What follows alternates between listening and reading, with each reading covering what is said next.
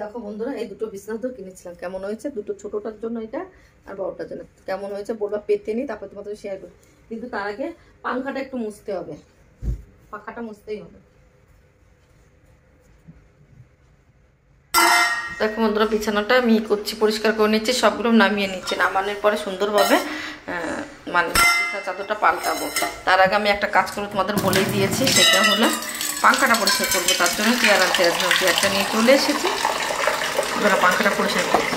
আমি যেদিনই কী করি তোমাদের কী বলবো, যেদিনই আমি পাংখাটা পরিষ্কার করি সেই দিনই আমি বিছানার চাদর পাল্টাই। কারণ পাংখা বেশি নোংরা হলে হাওয়াটা কম আসে। আমার ছেলে তো বক বক বক করে কিছু নোংরা হলে, আমি তুমি পরিষ্কার করো, পাখায় হাওয়া হচ্ছে না, হচ্ছে।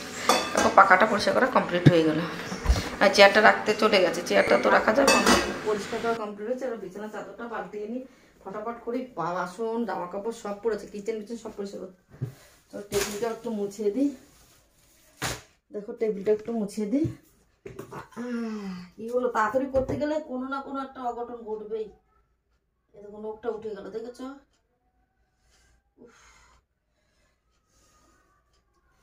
তাড়াতাড়ি কাজ করতে গেলে কিছু না কিছু হবে। দেখো নখটা উঠে, পায়ে মানে গুঁতো খেয়েছি খাটের সঙ্গে, পায়ের নখটা উবড়ে গেছে। আমার এত যন্ত্রণা হচ্ছে কি বলো, কেটে নি।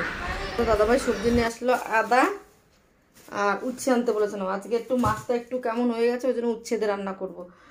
আমার ছেলে উচ্ছে সবজিটা খুব ভালো খায়, ওই জন্য বললাম চলো উচ্ছে এনে দাও। আর দেখো বলো না, জলদিবাজি কাজ শয়তান করে, সেই কাজটা আমার হলো আমার সঙ্গে। কিভাবে আমার পায়া নখটা হয়ে গেল, উঠে গেল।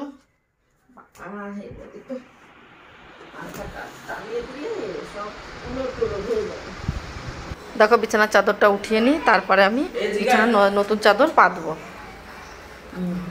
বিছানা এই খাটটা একটু মুছে নিচ্ছি, কেন খাটটা একটু ধুলো আসে। পাশে তো কাজই এখনো হয়নি, ওদের কালার বাকি আছে। আলমারিটা মুছে নিই, চা আছে সব কিছু তো মুছে নিই। আর বিছানাটা ঝেড়ে না নিলে নিচে কোনো নোংরা থাকলে না খুব অসুবিধায়। দেখো এটা বিছানার চাদরটা কতটা সুন্দর লাগছে। আমি ভয়েস দিয়েছিলাম, অনেক বড় ভিডিও হয়ে যাচ্ছিলো বলে তোমাদের দেখতে নেই। এ দেখো পিন মারা আছে এইখানে দুটো, সেই পিন মারা আছে, খুলতেই পারছিলাম না। তা চাকু দিয়ে আমি খুললাম, এত মোটা মোটা দুটো পিন মারা ছিল, কি বলবো, খুলতেই পারছিলাম না। দেখো আর দেখছি যে কাটাকুটো আছে না, অনেকদিন আগেই ডিমান্ড থেকে নিয়ে এসেছি, তো ডিমান্ড থেকে এখন 7 দিন হয়েছে, আর পাল্টানো যাবে না। সেদিন এনে যেন জিনিসটা দেখতে হয়, আমার দেখতে ভুলে গেছে। এরকম রাখলে কি দারুণ লাগছে না, কিন্তু এরকম আমি রাখতেই পারবো না। আমার ছেলে আছে, এসে উল্টো পাল্টা বারবার বিছানা গুছিয়ে দেবে, তখন আমার রাগ হবে। ওই জন্য আমি কর্নারে কর্নারে গিট মেরে রেখে দিই। তবু কী করে দেয় ছেলে বিছানাটা, তার জন্য তার ছেলের তো আজকে মানে 11টার মধ্যে স্কুল থেকে চলে আসার বিছানা, মানে ও যত যুদ্ধ বিছানার সঙ্গে, বিছানা থাকে না, ও বাড়ি থাকলে এত বাজে করে, তো চুপচাপ থাকে না, তো এই দিক থেকে গোড়া ওই দিকে গোড়া। দেখো এখন কতটা সুন্দর লাগছে, দেখো এরকম রাখার ইচ্ছা ছিল, কিন্তু ইচ্ছা থাকলে আমার উপায় নাই। আমার ছেলে উপায় করতে দেবে না, এই ছেলেটা পদ আছে আমার ছেলেকে, একটু বুঝেছো? আমি দেখো সুন্দর করে গুছিয়ে নিই। দেখো সাইডগুলো আমি এবার ভাবছি করে দিই, বেঁধেই দিই। আমার ছেলে আসবে, ফালতু ফালতু আমার বারবার এই চিল্লাতে হবে, চিল্লানোর দরকার নাই কোনো।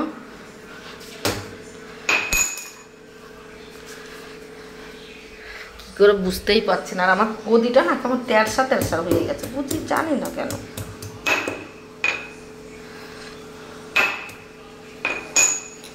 হচ্ছেই না, তেরসা হয়ে যাচ্ছে। কিন্তু বিছানা চাদরটা খুবই ভালো এসেছে।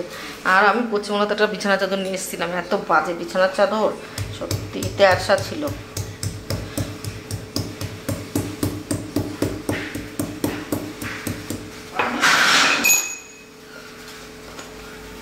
দেখো বালিশের কভারগুলো চেঞ্জ করে নিলাম।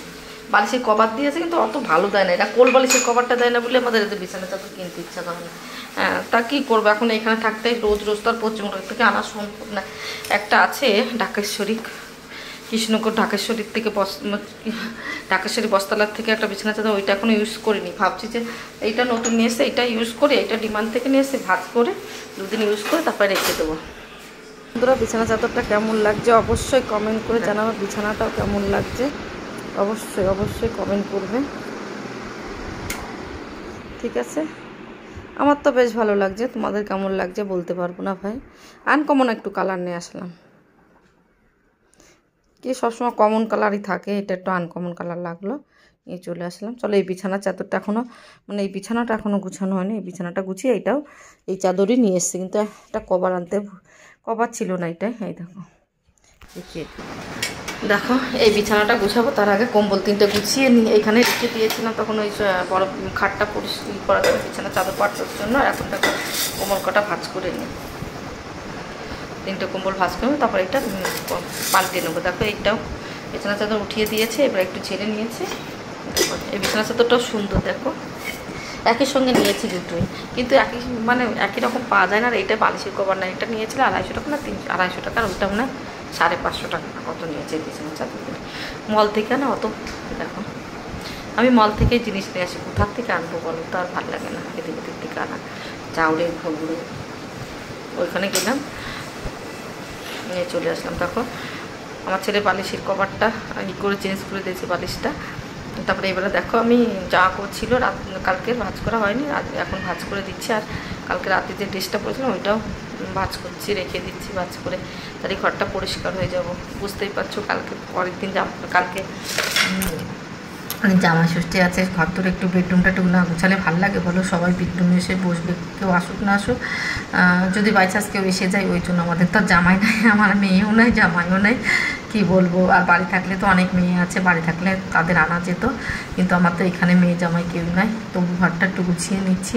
আর তারপরের দিনও আমার শ্বশুরের বাৎসরিক আছে, সেটাও তোমরা পেয়ে যাবে ব্লগটা, তার জন্য একবারে ঘরটা গুছিয়ে নিচ্ছি। সেই দুদিন আমি ব্যস্ত থাকবো, রান্নাবান্না আমরা জামাই ষষ্ঠী হোক না হোক কিন্তু খাওয়া দাওয়া জমজমাট করি, নিজেরাই যেতে পারি না, তাই খাওয়া দাওয়াটা ভালো করা হয়, ওই জন্য আজকেই সব বেডরুম টুম সব গুছিয়ে নিচ্ছি। কারণ ফাইনালি লুকটা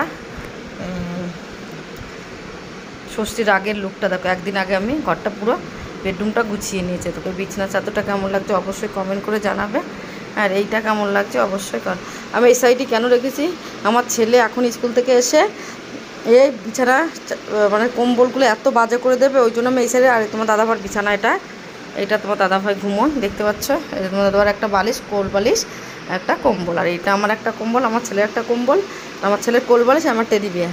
আমার ছেলে এখন টেডি বিয়ার নাই, আমি কোল বালিশ নিই, আর ছেলে ওই ছোট্ট পাতলা বালিশটা দিতে হয়। এই বিছানা চাদরের বালিশ ছিল না। আর এইটা হলো তোমার আমার বালিশ, আমার ছেলে বড় বালিশ আমার আছে নতুনটা, ও নেয় না। এই যে পুরো লুকটা এখানেও একটু গুছিয়ে দিয়েছি, আমার ছেলে বাদাম খায়নি ওইটা রেখে দিয়েছি। এই দেখো, আর এই বিছানা চাদরটা আমি সরিয়ে দেবো, বিছানা ঝাড় দেবো, রান্না করতে যাব। দেখো লুকটা কেমন লাগছে অবশ্যই জানাবে, ভালো লাগলে।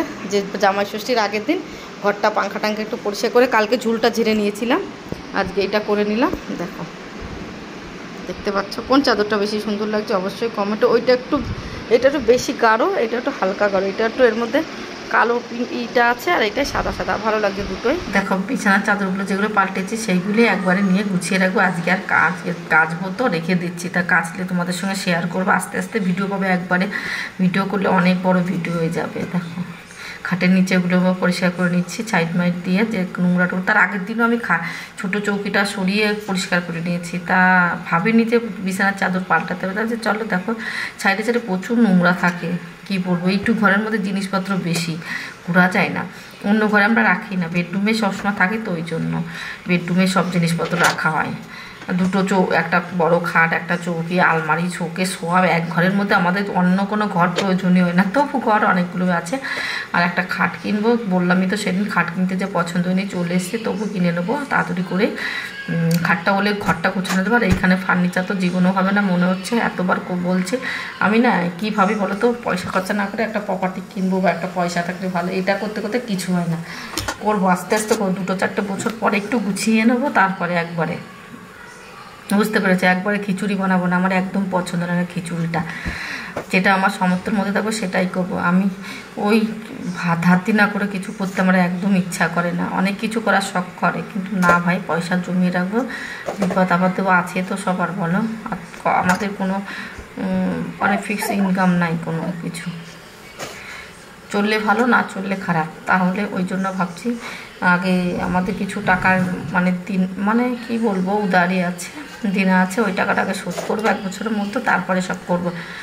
আর অন্য কিছু চিন্তা ভাবনা আমি করি সব সময়, যে ঘরে জিনিস থাকলে তো ঠিক আছে, করা যায়, 2-3 লাখ টাকা খরচা করলে আমার ঘর কমপ্লিট হবে, কিন্তু অন্য একটা কোনো কিছু করলে বিপদ আপদে কাজে লাগবে বল। দেখো ঘরটা ছাদ দিয়ে নিয়েছে, ওরা ঘরগুলো মুছে দিচ্ছে, আর আমার ছেলে বই নিয়ে বসে গেছে, দেখতেই পাচ্ছ। আমার ছেলে কথা বলছে আমার সঙ্গে, ওর মার সঙ্গে একটু দেখলেই কথা বলতে ইচ্ছা করে। ওই স্কুল থেকে এইমাত্র এসেছে, এসে আবার একটু করেছে, বসে আবার বই নিয়ে বসে গেছে। কোনো দিন খুব এসে বই নিয়ে বসে দেখতে ভালো লাগে, আর যখন বই নিয়ে বসে না তখন তো আমার মটকা গরম করে দেয়, ওই জন্য।